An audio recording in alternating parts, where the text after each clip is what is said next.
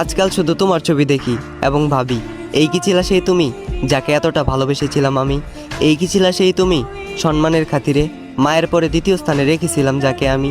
এই কি ছিল সেই তুমি যে একটা সময় আমাকে বলেছিল কখনো তোমাকে ছেড়ে যাব না, তোমাকে ছাড়া বাঁচব না আমি? দেখো, এই শহরের পরিবার এবং সমাজগুলো খুবই স্বার্থপর, ভালোবাসার সম্পর্কে পূর্ণতা পেতে দেয় না, বাঁধতে দেয় না একসাথে সুখের ঘর। শোনো, চাইলেও তুমি এখানে ভাগ্যের দোষ দিতে পারবে না, কেননা সৃষ্টিকর্তা তোমাকে রিজিক দিয়েছেন, খাবার দিয়েছেন, কিন্তু মুখে তুলে দেবেন না, সেটা নিজের হাত দিয়ে তুলে খেতে হবে। আমি অবশ্যই বিশ্বাস করি সৃষ্টিকর্তার পরিকল্পনা সুন্দর, তবে তোমার পরিকল্পনাটা ছিল ভয়ঙ্কর। আমার কথাটা একবারও ভাবলে না, ডুবিয়ে মারলে আমাকে বিচ্ছেদের সাগরে। যদিও জানতে তুমি প্রেম সাগরে আমি সাঁতার জানতাম না, তবুও তোমার প্রতি আমার শেষ বক্তব্য একটাই, আমি তোমাকে অনুরোধ করব, দ্বিতীয়বারের মতো কাউকে বিচ্ছেদের যন্ত্রণা দিও না, কেননা আত্মা ছাড়া দেহ এবং মিথ্যা মুখের হাসি নিয়ে পৃথিবীতে বেঁচে থাকা যায় না।